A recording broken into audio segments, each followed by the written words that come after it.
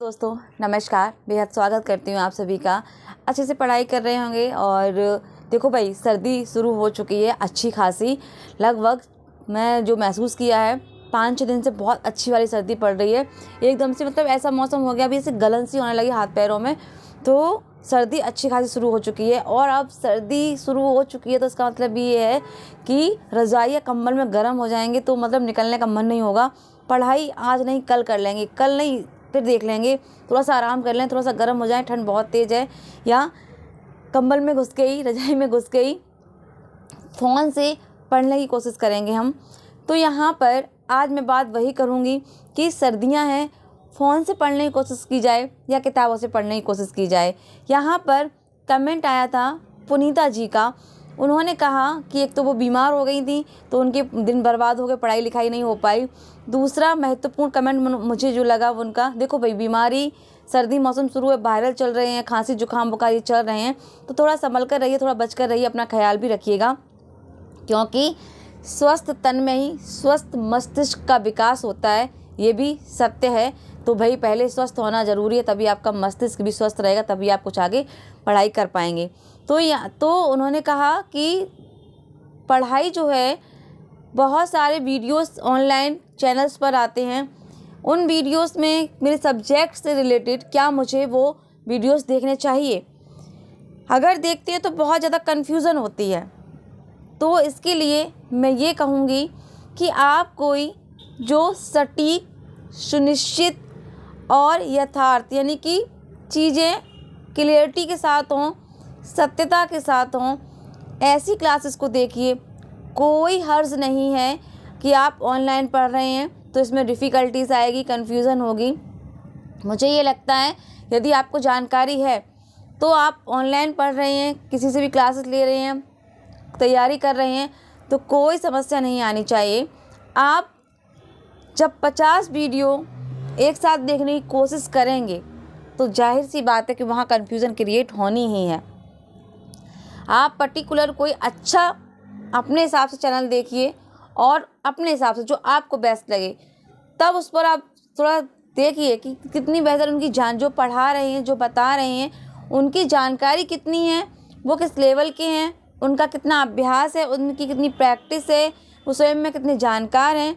यदि आपको उन पर जब विश्वास हो जाए कि हाँ मुझे यहाँ पढ़ना चाहिए, यहाँ कोई कन्फ्यूज़न नहीं होगी, जो भी जानकारी मिलेगी सॉलिड मिलेगी, तो वहाँ क्लास लेने में कोई बुराई नहीं है। मैं भी पढ़ती हूँ, मैं भी लेती हूँ क्लासेस। ऐसा नहीं है कि मैं तो ना कोई कोचिंग ले रही हूँ, ना कोई सेल्फ स्टडी ही कर रही हूँ। मेरे लिए तो एकमात्र सहारा मेरा फ़ोन ही है।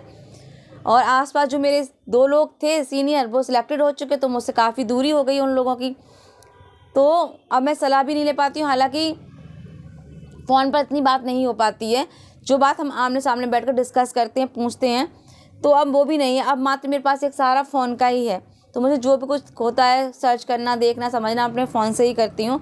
और मेरे आसपास कोई, जहाँ मैं हूँ इधर, हिंदी से भी कोई इतना है भी नहीं कि तैयारी कर रहा। हाँ, मेरी एक फ्रेंड है, वो भी दूरी पर है मेरी। तो यहाँ पर पुनीता जी मैं यही कहूँगी कि आप पहले खुद संतुष्ट हो जाइए। आप एक साथ 10 क्लासेस देखने की कोशिश मत करिए। आप जहाँ पर हैं किसी एक से अच्छे से पढ़िए। यानी कि जब हम कोशिश करते हैं चीज़ों को 10 जगह देखने की, तो सच में कन्फ्यूज़न क्रिएट होगी। आप कोशिश ये करेंगे कि एक जगह आपको टिक कर रहना। मेरे हिसाब से शिक्षक सभी अपने हिसाब से बेहतर ही होते हैं और सब बेहतर ही मेहनत करते हैं।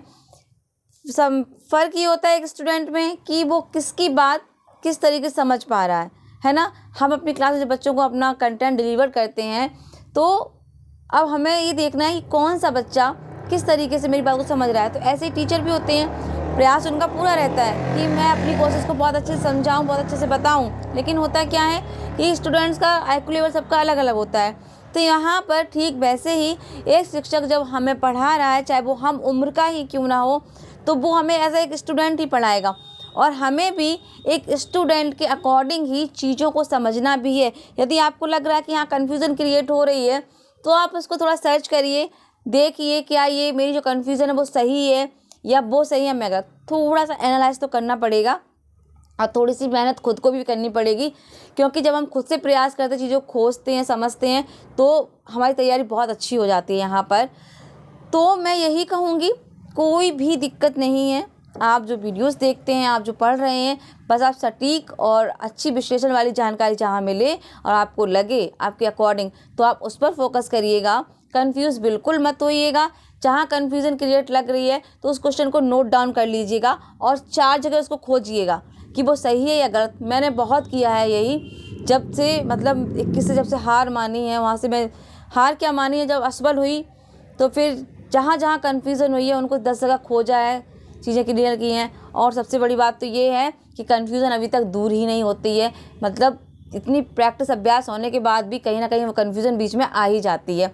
तो इसके लिए आपको अभ्यास और प्रयास तो भाई हमें भी कर ही रहे हैं, हम भी, और आपको भी लगातार करना ही है। तो नोट डाउन कर लीजिए, उसको 2-4 जगह खोजिए कि आप सही हैं या प्रश्न सही है गलत है क्या है। तो ऐसे थोड़ी मेहनत खुद को भी करनी है। सब कुछ आप शिक्षक के ऊपर नहीं छोड़ सकते हैं। हम अपने बच्चों को पढ़ाते हैं, समझाते हैं, बाकी मेरे बच्चे खुद ही मेहनत करते हैं, अपना आगे बढ़ते हैं। तो वैसे ही हम भी हैं, तो हम भी अपनी तैयारी, हम तो बच्चों से ज़्यादा मैच्योर्ड हैं, समझदार हैं, तो हमें भी अपनी तैयारी स्वयं से करनी है, खुद से मेहनत करनी है, एक प्रयास करना है। तो आई होप कि मेरी ये बात पुनीता जी आपको थोड़ी बहुत सही लगी हो और शायद सही मार्गदर्शन भी मिला हो। तो कोशिश करिएगा, खुद से थोड़ी मेहनत करिएगा, जहाँ दिक्कत लगे उसको पॉइंट आउट कर लीजिएगा, नोट डाउन करिएगा और फिर सर्च करिएगा। आप कोई दिक्कत आ रही है, आप कमेंट्स में मुझसे पूछ सकती हैं कि इस प्रश्न में ये गलती है तो इसका क्या हो सकता है। तो आप मुझसे बेझिझक पूछ भी सकते हैं। मैं पूरी कोशिश करूँगी कि आपके प्रश्नों का उत्तर दिया जाए। तो यहाँ पर जो आज की बात यही थी कि पढ़ना कितना ठीक है, सटीक है, कन्फ्यूज़न होती है तो कन्फ्यूज़ बिल्कुल मत होइए, बेझिझक पढ़िए, अच्छे से तैयारी करिए। और तबीयत की रही बात तो स्वस्थ रहिए, मस्त रहिए, ख्याल ज़रूर रखिएगा क्योंकि मौसम बदल रहा है। तो इसी के साथ पढ़ाई में लगातार लगे रहिए। कोशिश प्रयास हम सभी कर रहे हैं, तो सफलता भी हम सभी को ईश्वर ज़रूर देंगे। यहीं दूंगी मैं वाणी को विराम। नमस्कार, जय हिंद, जय भारत।